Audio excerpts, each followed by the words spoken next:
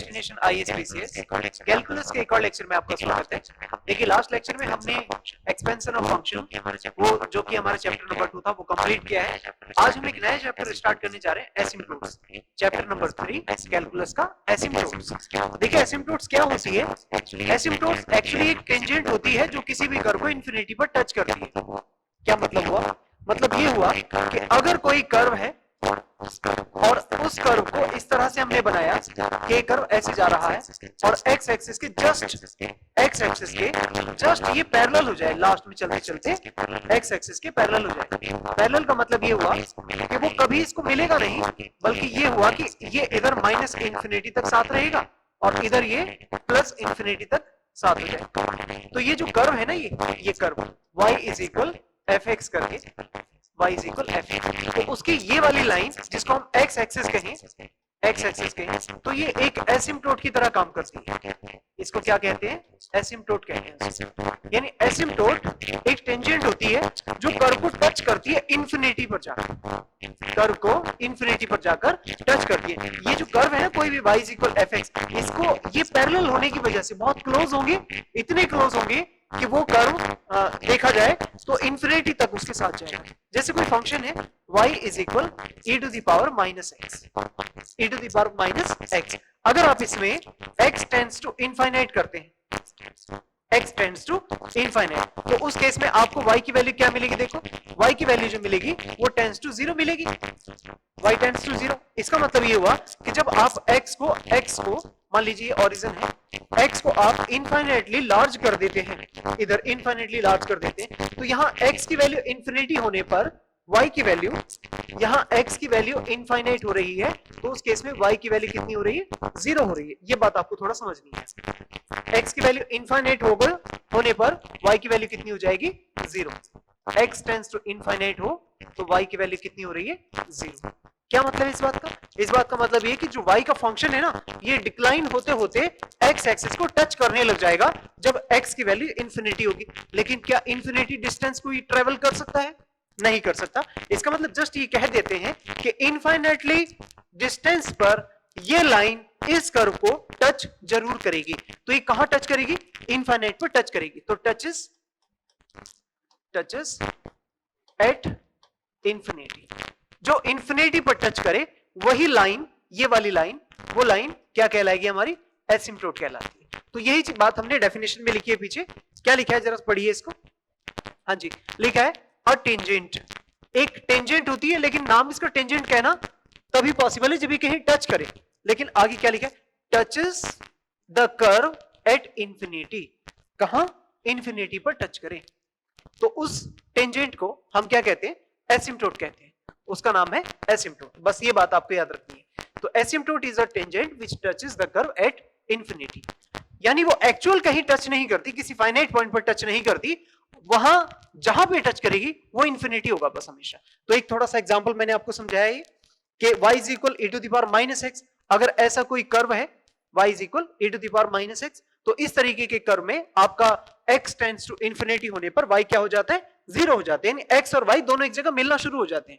तब उस केस में हम कहते हैं कि x टेंड्स टू इंफिनिटी पर y की वैल्यू 0 है, यानी ये जो कर्व है ना y, ये टच होने के बाद इस x एक्सिस पर आ जाएगा, यानी इसको टच करने लग जाएगा, उसके ऊपर इंक्लाइंड हो जाएगा। तो इसका मतलब ये हुआ कि इस तरीके का कोई भी कर्व क्या कहलाता है? कि इस कर्व के ऊपर कोई भी टेंजेंट आप खींचेंगे तो वो क्या होगी? एक एसिम्पटोट होगी। तो ये था हमारा एसिम्पटोट की डेफिनेशन के बारे में। अब देखो इसमें हम एक छोटी सी इंपॉर्टेंट बात समझ लेते हैं। आपसे पूछा जाएगा कि नंबर ऑफ एसिम्पटोट्स क्या होंगे? नंबर ऑफ एसिम्पटोट्स, तो यहां पे टेंजेंट लिखा है, इसको घुमा के दूसरा वर्ड हमें लिखना चाहिए asymptotes. Number of asymptotes, number of tangents, या इनफाइनाइट टेंजेंट्स कहना चाहिए, इनफाइनाइट टेंजेंट्स, जो टेंजेंट इनफाइनाइट पे टच करे। तो नंबर ऑफ एसिम्पटोट्स कहें तो कितना होगा? डिग्री ऑफ द कर्व, जितनी डिग्री होगी उस कर्व की उतना ही उसमें नंबर ऑफ एसिम्पटोट्स होंगे। तो बस आपको ये समझना है कि अगर कोई 3 डिग्री का कर्व होगा तो उसकी कितनी एसिम्पटोट्स आएंगी? 3 एसिम्पटोट्स आएंगी। 4 डिग्री का कर्व होगा तो कितनी एसिम्पटोट्स आएंगी? उसकी 4 एसिम्पटोट्स आएंगी। तो आपको बस पहले ये ध्यान देना है कि डिग्री ऑफ द कर्व क्या है और उसके अकॉर्डिंग आपकी नंबर ऑफ एसिम्पटोट्स निकल के आएंगी। जितनी डिग्री होंगी फंक्शन की उतनी एसिम्पटोट्स निकल के आएंगी। इस चैप्टर के अंदर हम 4 टाइप पढ़ेंगे। एसिम्पटोट्स के 4 टाइप्स पढ़ने जा रहे हैं। देखो 4 टाइप्स कौन कौन से हैं। टाइप नंबर 1 जो आज हम पढ़ेंगे वो है डिस्टिंक्ट एसिम्पटोट्स। डिस्टिंक्ट, जब m की वैल्यू डिस्टिंक्ट होगी। m क्या है ये अभी क्वेश्चन में हम बताएंगे आपको, लेकिन ये ध्यान रखो कि m की वैल्यू डिस्टिंक्ट होने पर आपको डिस्टिंक्ट एसिम्पटोट्स मिलती है। m की वैल्यू डिस्टिंक्ट होने पर, ये m एक्चुअली स्लोप है, तो ये बताएंगे अभी m कैसे निकलेगा। बस इसको थोड़ा याद रखो कि डिस्टिंक्ट एसिम्पटोट्स कब होती है, जब m की वैल्यू डिस्टिंक्ट होगी। दूसरा टॉपिक नंबर 2 पढ़ेंगे पैरेलल एसिम्पटोट्स। क्या पढ़ेंगे? पैरेलल एसिम्पटोट्स। यहां पे लिखा है m इज रिपीटेड, और रिपीटेड का दूसरा नाम ही इक्वल तो होता है। रिपीटेड मतलब इक्वल, इसको हम ऐसे भी तो लिख सकते हैं कि ये इक्वल है, इक्वल भी लिख सकते हैं आप इसे, रिपीटेड बोले या इक्वल बोले, ठीक है। तो रिपीटेड या इक्वल, तो m की वैल्यू इक्वल होगी तब उस केस में पैरेलल एसिम्पटोट मिलेगी, या रिपीटेड होगी। m की वैल्यू डिस्टिंक्ट होगी तो डिस्टिंक्ट के केस में क्या बोलेंगे कि डिस्टिंक्ट एसिम्पटोट्स होगी। तीसरा टॉपिक हम पढ़ेंगे एसिम्पटोट्स पैरेलल टू कोऑर्डिनेट एक्सिस। ये बड़ा इंपॉर्टेंट है हमारा, कोऑर्डिनेट एक्सिस के पैरेलल एसिम्पटोट्स आपको निकालनी होंगी। कोऑर्डिनेट एक्सिस के, ये ध्यान दे रहे हैं, एक्सिस जो हमारी दो फंडामेंटल एक्सिस है, एक तो x एक्सिस है एक y एक्सिस है, इन दोनों के पैरेलल एसिम्पटोट्स कैसे निकाली जाती है उसको हम पढ़ेंगे नंबर 3 में। और फोर्थ टॉपिक हमारा इसमें है पोलर कर्व्स की एसिम्पटोट्स कैसे निकाली जाती है।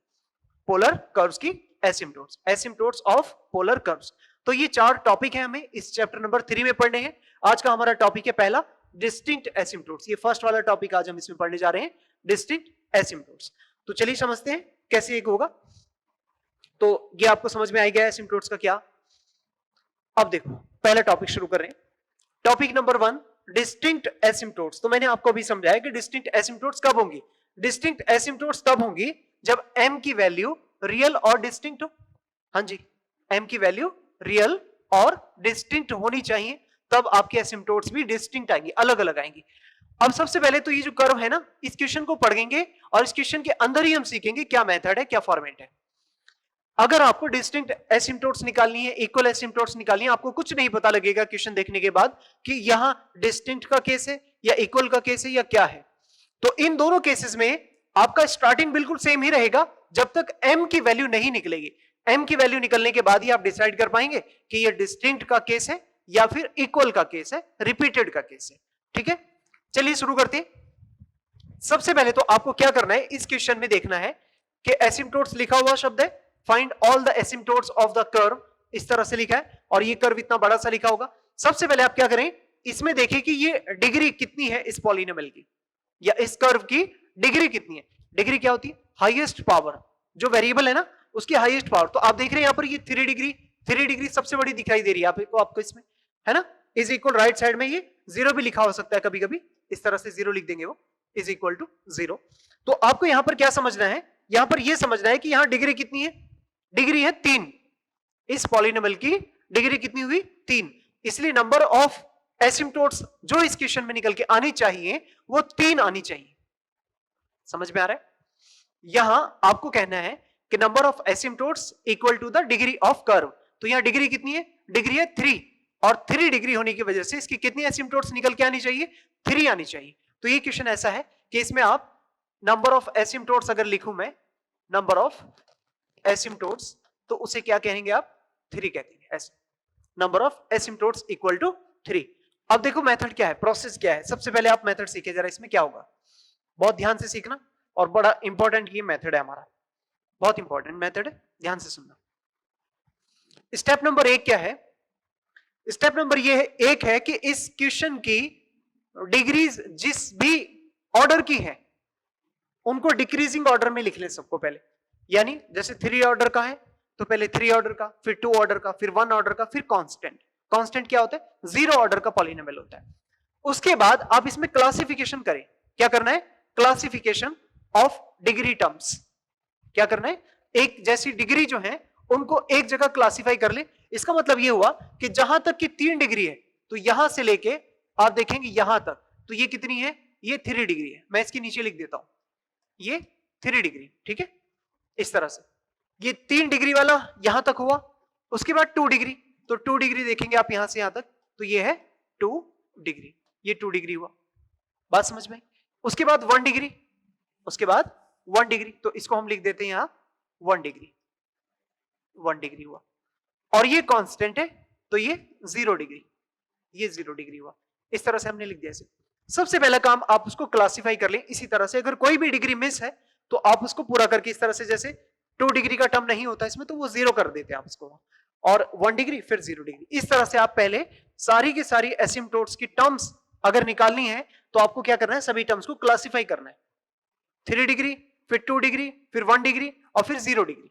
इस तरह से आप इसमें करेंगे। अब उसके बाद देखो पहला स्टेप क्या आता है, पहले स्टेप क्या आता है, तो स्टेप नंबर 1 है, step number 1 to find m, ये पहला स्टेप है, ठीक है। m की वैल्यू फाइंड करना है, टू फाइंड m की वैल्यू फाइंड करना है।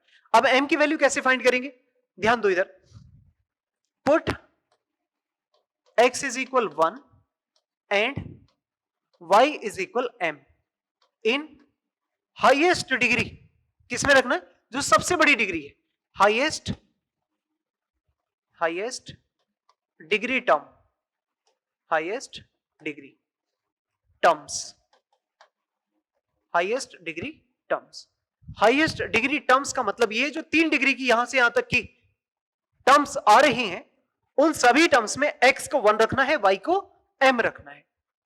सुन रहे हैं आप क्या बोला है, x को 1 और y को m रखना है, x को 1 y को m रखना है। तो इस इक्वेशन में इतनी टर्म्स में जो 3 डिग्री की टर्म्स है बस उसमें रखना है, दैट इज करके लिख लेना, that is in 3 degree terms, 3 degree terms ऐसे करके लिख लो, that is in 3 degree terms. अब जरा सुने, 3 डिग्री टर्म्स में जैसे आप इसे रखेंगे तो आपको क्या मिलेगा, m cube minus 2m square minus m और प्लस 2 इज इक्वल टू 0 करके वहां से m की वैल्यू निकालनी है। आपको यहां से इसे fm कहना है और इसकी वैल्यू 0 करके आपको क्या मिलेगा, यहां से क्या मिलेगा, आपको m की वैल्यू मिलेगी। समझ पा रहे हैं बात को, क्या लिखा है, m cube minus 2m square minus m plus 2 is equal to 0, ठीक है। अब यहां से इसे सॉल्व करके कैसे भी आपको m की वैल्यू निकालनी है, तो आप देखेंगे यहां से m की 3 पावर्स या कहें एक क्यूबिक इक्वेशन इन m है, तो m की कितनी वैल्यूज आनी चाहिए, m की 2 वैल्यूज आनी चाहिए। तो इस तरह से पहले आप इसे सिंप्लीफाई करेंगे, m स्क्वायर कॉमन आएगा तो m माइनस 2 माइनस 1 कॉमन ले लें तो m minus 2 is equal to 0, या फिर इसको और ठीक करें तो m स्क्वायर माइनस 1 और m minus 2 is equal to 0, और यहां से आप वैल्यू निकालेंगे तो 1 माइनस 1 और 2। ये देखो कि ये वैल्यू कैसी आ रही है, बस हाँ जी, ये वैल्यू डिस्टिंक्ट आ रही है ना, तीनों की तीनों रियल तो आएंगी इसमें, लेकिन ये डिस्टिंक्ट तो आई है ना। जैसे ही डिस्टिंक्ट आए इसका मतलब आपको डिस्टिंक्ट एसिम्पटोट मिलेगी, लिखेंगे दैट इज डिस्टिंक्ट, बस इतनी बात समझनी है आपने, डिस्टिंक्ट है ये। सो देयर विल बी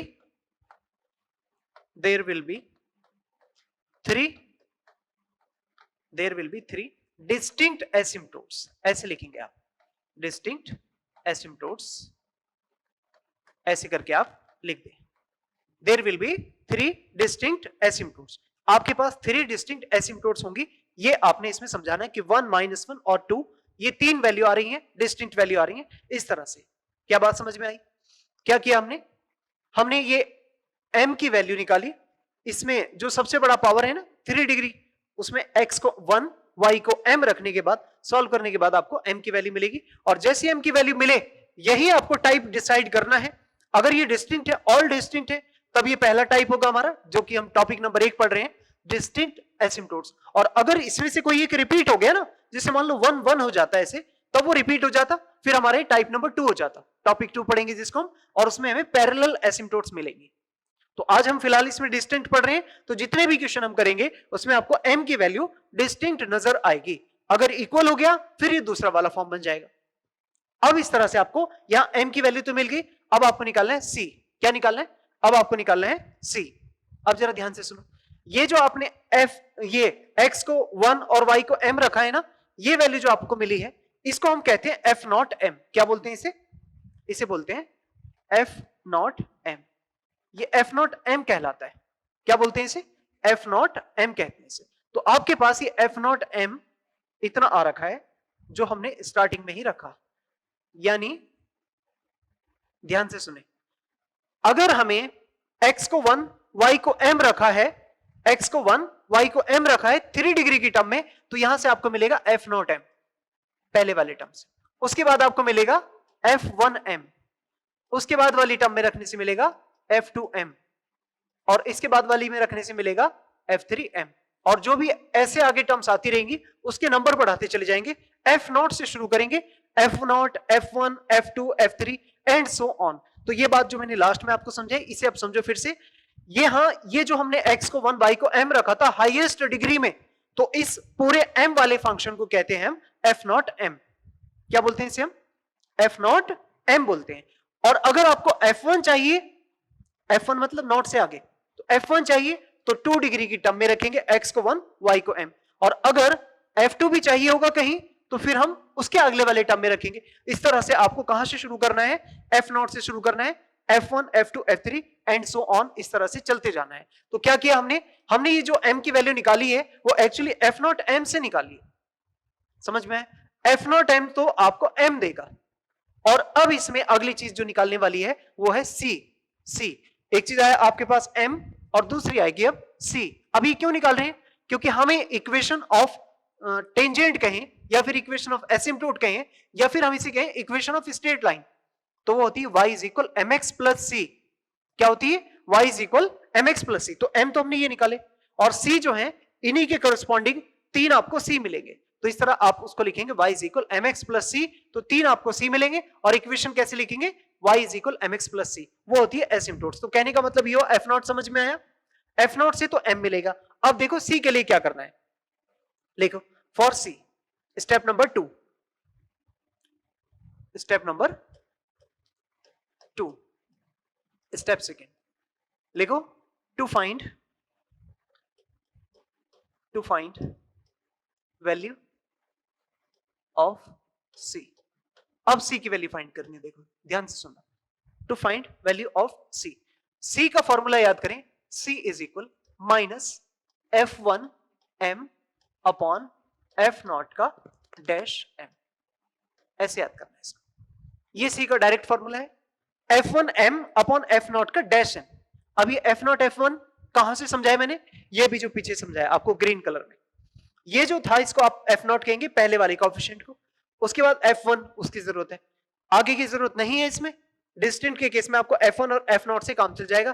तो f1m तो आपको निकालना पड़ेगा, यानी x को 1 रखना और y को m रखना, उसे हम कहेंगे f1m। और f नॉट m आपके पास ये है ही, इसका डेरिवेटिव करना होगा। तो f1m जरा बताओ, x को 1 रखेंगे तो 1 minus 6m plus 5m square हो जाएगा कि नहीं।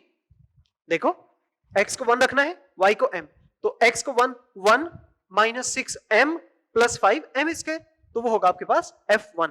तो इसको लिखो पहले, वेयर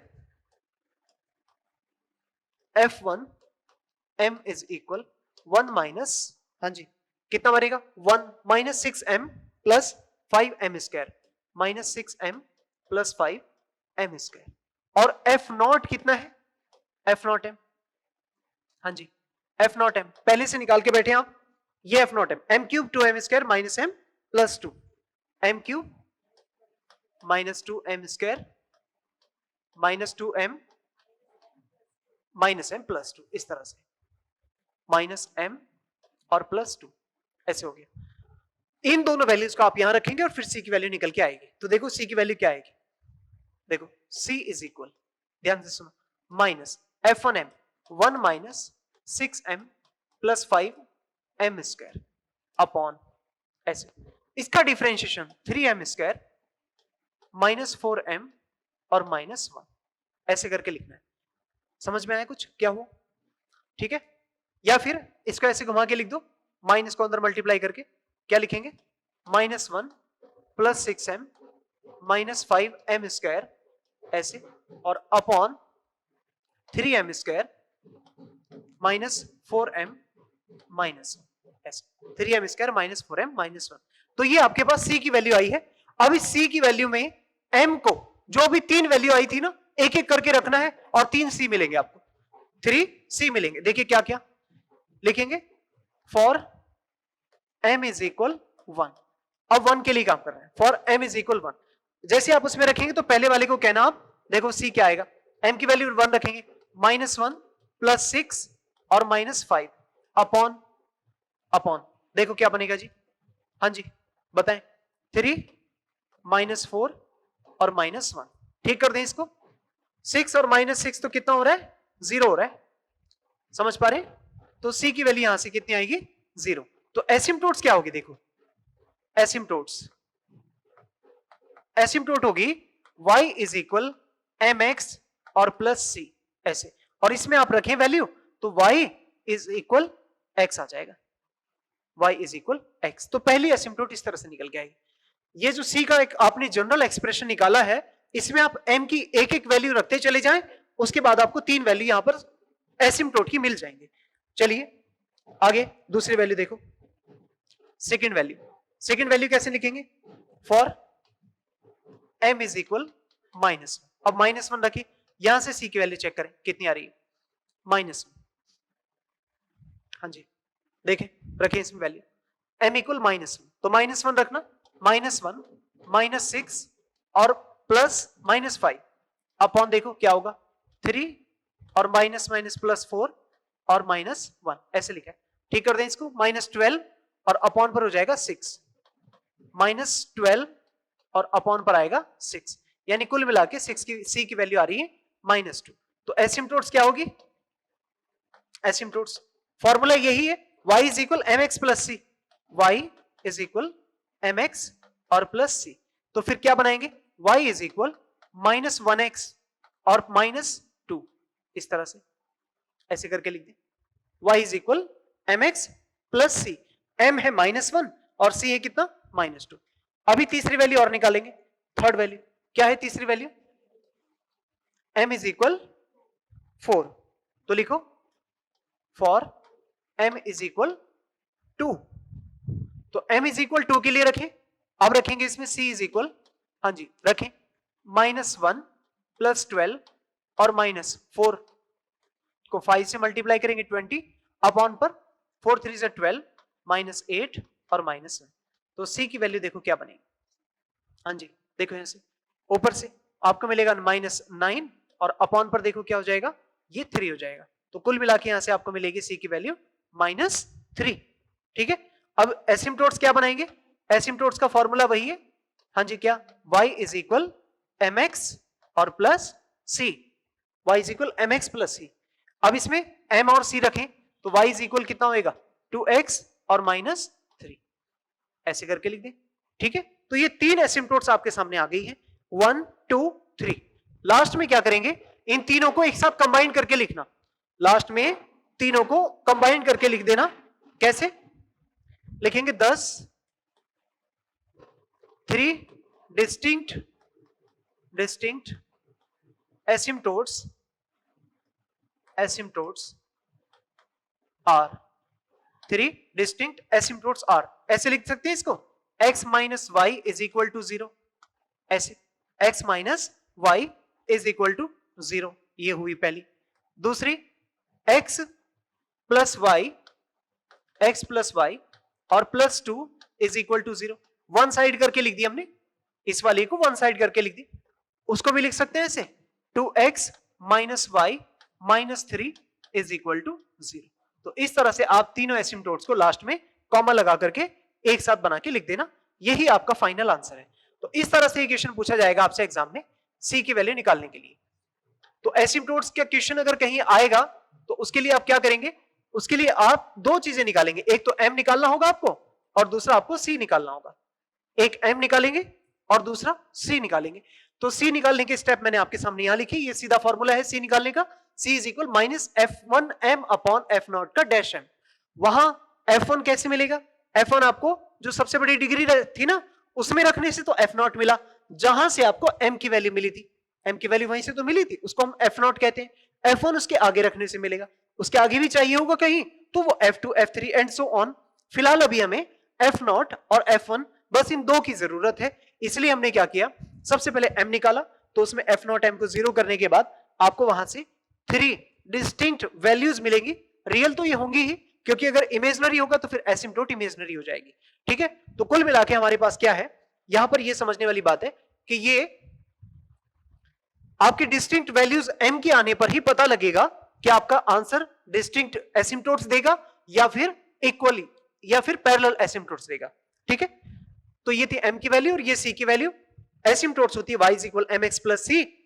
एक एक करके आप इसमें m की वैल्यू रखते चले जाएं, 3 c मिलेंगे आपको, फिर लास्ट में आप तीनों एसिम्प्टोट्स को एक साथ बना के लिख दे, the 3 distinct asymptotes are this. ठीक है, इस तरह से आपका क्वेश्चन एसिम्प्टोट्स का पूरा होना है। बहुत ही बेसिक मेथड है ये, एक बार आप इसको ध्यान से देख लीजिए। एक क्वेश्चन और करते हैं इसके ऊपर भी, ताकि आपकी थोड़ी प्रैक्टिस हो जाए। चलिए देखिए, क्वेश्चन नंबर 2 लिखा है आपके सामने। अब जो हमने पिछले क्वेश्चन में मेथड सीखा है उसको यहां पर सीधा डायरेक्ट अप्लाई करते हैं। क्या कर रहे हैं अप्लाई? हमने बताया कि पहले आप देखो डिग्री कितनी है, तो डिग्री कितनी है इसकी? 3 डिग्री है। सबसे बड़ी पावर जो होती है उसी के हिसाब से डिग्री डिसाइड होती है। तो यहां पर डिग्री है 3, इसका मतलब कितनी एसिम्प्टोट आनी चाहिए इसकी? 3 आनी चाहिए। डिपेंड करेगा m की वैल्यू पर। जैसी m की वैल्यू आएंगी, अगर डिस्टिंक्ट होगी तो फिर डिस्टिंक्ट एसिम्प्टोट्स आपको मिलेंगे। फिलहाल अभी आप इसकी क्लासिफिकेशन में इसको यहां से यहां तक देख पाएंगे कि ये 3 डिग्री है। ये क्या है? ये 3 डिग्री है। और यही मैं आपको लिखना चाहूंगा कि एफ नॉट एम देगा आपको। क्या देगा आपको? F naught M. अच्छा, थोड़ा सा 3 डिग्री आगे तक जाएगा, यहां तक कि एक्स क्यूब छूट गया। ये है 3 डिग्री, ये 3 डिग्री है। और यहां से आपको क्या मिलेगा? एफ नॉट एम मिल जाएगा। अब बताओ इसमें 2 डिग्री है क्या? इसमें 2 डिग्री नहीं है, वो यहां कैंसिल हो गई है, यानी मिस हो चुका है। लेकिन ये 1 डिग्री तो है, और 1 डिग्री आपके काम का है नहीं है, 1 डिग्री आपके काम का नहीं है। इसका मतलब इसके बीच में कहीं ये 2 डिग्री की जो टर्म है वो क्या है? 0 है। 2 डिग्री की टर्म 0 है, इसका मतलब आपको यहां से f1m की वैल्यू सीधे सीधे क्या मिलेगी? 0 मिल जाएगी। f1m की वैल्यू सीधे सीधे आप यहां से क्या देख सकते हैं? 0 मिल जाएगी। तो फिर इसी तरह से आप यहां पर डिस्कस करके लिख देना कि degree 2 degree is equal to 0, so f1m सीधे सीधे हम कहेंगे यहां पर 0 होगा। f2m हमें चाहिए नहीं, क्योंकि c की वैल्यू के ऊपर डिपेंड करेगा, अगर वो इक्वल नहीं आई तो। चलिए अब बात करते हैं सबसे पहले वैल्यू ऑफ c की, m की। हाँ जी, फॉर या टू फाइंड m को फाइंड करना, तो क्या करना है? Put x is equal 1 and y is equal m in 3 degree term, ऐसे 3 डिग्री टर्म्स, इस तरह से। तो जैसे आप उसमें रखेंगे तो आप उसको क्या कहेंगे? एफ नॉट एम कहेंगे। रखिए इसमें m cube minus 6m square plus 11m और माइनस 6, इस तरह से लिख सकते हैं क्या? इसको आपको 0 करना है और 0 करके यहां से m की वैल्यू निकालनी है। 0 करके यहां से m की वैल्यू निकालेंगे।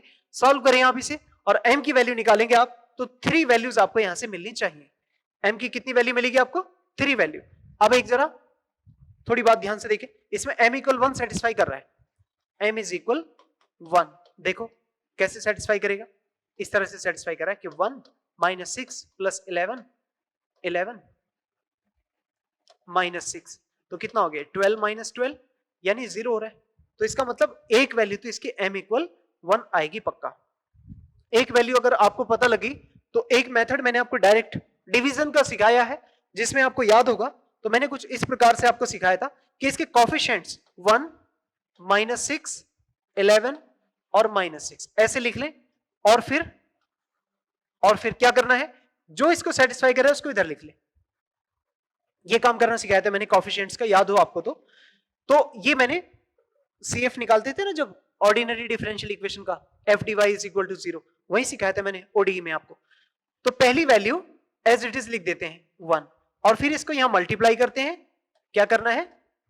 मल्टीप्लाई, और मल्टीप्लाई करके इसको आगे लिखना है, नेक्स्ट मल्टीप्लाई करके आगे। ठीक है, तो जैसे इसे मल्टीप्लाई करेंगे 1 1 जा 1, तो यहां कितना आएगा? -5। अब इसको फिर मल्टीप्लाई करो, -5, फिर कितना बचा? 6। अब फिर 6 को इधर फिर 1 से मल्टीप्लाई करो, 6, और लास्ट में आपका 0 ही आएगा, क्योंकि वो सेटिस्फाई करती है वैल्यू। ये तो होती है ऊपर वाली क्यूबिक इक्वेशन। हाँ जी, ये वैल्यू तो होगी, ये तो होती है क्यूबिक, ये क्यूबिक का होता है। तो ये वाली जो वैल्यू बनती है ये बनती है क्वाड्रेटिक। क्या बनेगी? क्वाड्रेटिक, इस तरह से। और फिर आप इसके फैक्टर कर सकते हैं, M square minus 5m plus 6। Actually ये क्या लिखा है? एम स्क्वायर माइनस 5m और प्लस 6 लिखा है, इस तरह से। तो इस वैल्यू को यहां आप लिखें, एम स्क्वायर माइनस 5m और प्लस 6 इज इक्वल टू 0 करेंगे, यहां से m की वैल्यू 2,3 और मिलेगी आपको, m की वैल्यू 2,3 इस तरह से आपको मिल जाएगी। तो देखिए यहां पर m की वैल्यू 2,3 ये और एक पहले से लिखी है, तो इस तरह कितनी वैल्यूज हो गई? m is equal 1,2,3। तो 3 डिस्टिंक्ट वैल्यूज आपको मिल रही है। हाँ जी, कितनी वैल्यू मिल रही है? 3 डिस्टिंक्ट वैल्यूज, 3 डिस्टिंक्ट वैल्यूज, इस तरह से। तो 3 डिस्टिंक्ट वैल्यूज मिलने की वजह से आप इसे कहेंगे कि आपको यहां 3 डिस्टिंक्ट एसिम्पटोट्स मिलेंगे। कितनी? 3 डिस्टिंक्ट एसिम्पटोट्स। तो ये तो m की वैल्यू निकली। अब इसी तरह से आप c की वैल्यू निकालेंगे, और c की वैल्यू निकालने के लिए आपको f1 की और जरूरत पड़ेगी, जिसमें आपको 2 डिग्री की टर्म तो कोई है नहीं, इसलिए सीधा सबसे अच्छा f1m 0 ही हो गया तीनों के लिए, इसलिए आपकी c की वैल्यू भी 0 हो जाएगी। चलिए फिलहाल लिखते हैं उसको, लिखो for c to find value of c, value of c, c की वैल्यू फाइंड करना है। अब c की वैल्यू फाइंड करने के लिए क्या कीजिएगा? c is equal minus f1m upon f0 का डैश m, मतलब डिफरेंशिएशन करना है इसका। तो f1m यहां पर कितना है? f1m इज इक्वल टू 0 है, और f0 डैश तो हम बाद में देखेंगे, लेकिन फिलहाल ये देख लो कि f1m 0 होने की वजह से आप यहां सीधा c को क्या रख सकते हैं? 0 होगा कि नहीं? For all values of m, m की सभी वैल्यू के लिए c की वैल्यू 0 है। इसका मतलब अगर आप m को 1 रखेंगे, यानी फॉर m इज इक्वल 1, यहां c की वैल्यू सीधा 0, तो एसिम्पटोट्स क्या बनेंगी? हाँ जी, y is equal mx plus c। m को 1 रखेंगे तो क्या मिलेगा? y इज इक्वल x, बस इतना। दूसरा सेकंड केस क्या है? m की value 2, for m is equal 2, तो यहां भी c की वैल्यू 0 होगी, और एसिम्पटोट्स फिर से क्या होगी? एसिम्पटोट्स y इज इक्वल mx और प्लस c, यहां रखें तो y इज इक्वल 2x, ये आ जाएगा आपके पास सेकेंड एसिम्पटोट। तीसरे केस में क्या कहिएगा? तीसरे केस में फॉर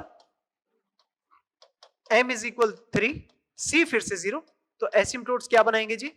एसिम्पटोट्स क्या होगी? y is equal mx plus c, ये याद रखें एसिम्पटोट सीधा ही है, तो y इज इक्वल 3x, ऐसे बना के लिख दे। तो 3 एसिम्पटोट्स आपके पास आ गए। लास्ट में मैंने कहा कि आपको इन तीनों एसिम्पटोट्स को एक साथ कंबाइन करके लिख देना है, ताकि वो उसे आंसर देखने में आपको सहूलियत हो जाए। तीनों आंसर आपके एक साथ लिखे होने चाहिए। लिखेंगे 3 डिस्टिंक्ट एसिम्पटोट्स, ऐसे लिखेंगे, डिस्टिंक्ट एसिम्पटोट्स आर। कैसे बनाएंगे? यहां से लिख सकते हैं x minus Y is equal to 0, ये पहली। दूसरा आएगा y माइनस 2x या 2x माइनस वाई, ऐसे बना के लिख दें 2x minus Y is equal to 0, ये भी फॉर्मेट है, क्योंकि हम स्ट्रेट लाइन कैसे लिखते हैं? ax plus by plus c, ऐसे। इसको क्या लिख सकते हैं? 3x minus Y is equal to 0, ऐसे बना के आप लिख सकते हैं तीनों इक्वेशंस को। ये होगा आपका फाइनल आंसर। तो एग्जामिनर आपके तीनों आंसर जब एक जगह लिखे हुए देखेंगे तो आपको बस फुल मार्क्स यहीं पर मिल जाएंगे, ताकि आप उसको परेशान ना करें एग्जामिनर को, बस ये देखने को मिल जाए उसको कि हाँ भाई तीनों आंसर आए हैं, ठीक आए हैं, एक जगह उसने तीनों आंसर को देख लिया। इस फॉर्मेट में ज्यादा लिखा जाता है आंसर्स, पहले ax plus by plus c, पहले x वाला फिर y वाला फिर एक कांस्टेंट जो भी आएगा। तो ये था हमारा फॉर्मेट। क्या था ये? डिफरेंट या डिस्टिंक्ट वैल्यूज ऑफ m के लिए आपको डिस्टिंक्ट वैल्यू निकालनी है। बस x को 1 रखना है, y को m रखेंगे, वहां से आप f0m को 0 करके m निकालना, और c के लिए फॉर्मूला बताया माइनस f1m अपॉन f0 का डैश m। ठीक है, तो उम्मीद है आपको ये समझ में आ गया होगा किस तरह से डिस्टिंक्ट वैल्यू निकाली जाती है। तो यही है बस, इसमें और कुछ नहीं है। एक छोटा सा असाइनमेंट आपके लिए, इसमें 5 क्वेश्चन मैंने बनाए हैं, 4 question actually. Find the asymptotes of the following curves. इन सभी क्वेश्चन को आप इसी फॉर्मेट में करके देखना। देखिए 4 क्वेश्चन लिखे, एक बार आप इसको पूरा देख लीजिए। इन चारों क्वेश्चंस में आपको डिस्टिंक्ट वैल्यू ही मिलेगी आपको, m की वैल्यू डिस्टिंक्ट ही मिलेगी इन चारों में, m डिस्टिंक्ट ही होगा। ठीक है, ये चारों की चारों क्वेश्चन बनाए ही इस हिसाब से गए हैं कि इसमें m की डिस्टिंक्ट वैल्यू मिलेगी, और जितना आपको यहाँ पे डिग्री दिखाई दे रही है, जैसे यहाँ 3 डिग्री है, यहाँ भी 3 डिग्री है, ये भी 3 डिग्री है, और ये भी 3 डिग्री है, तो इस तरह से आप इसमें m की डिस्टिंक्ट वैल्यूज के लिए 3 एसिम्पटोट्स निकाल के लेके आएंगे। m की जितनी पावर्स यानी जितनी वैल्यूज आएंगी उतनी ही एसिम्पटोट्स होती है। तो इस तरह से आप इस क्वेश्चन को कर लेना। ठीक है, तो ये था हमारा टाइप नंबर 1, जिसमें m की डिस्टिंक्ट वैल्यूज के लिए आपने 3 डिस्टिंक्ट या जितनी भी उसकी डिग्री होगी उतनी डिस्टिंक्ट एसिम्पटोट्स आपको बना के देनी है। ठीक है, तो आज के लिए इतना ही। नेक्स्ट लेक्चर में हम करेंगे पैरेलल एसिम्पटोट्स कैसे निकाली जाती है, उसके लिए अगले लेक्चर में मिलते हैं। ठीक है, तो आज के लिए इतना ही। Thank you very much.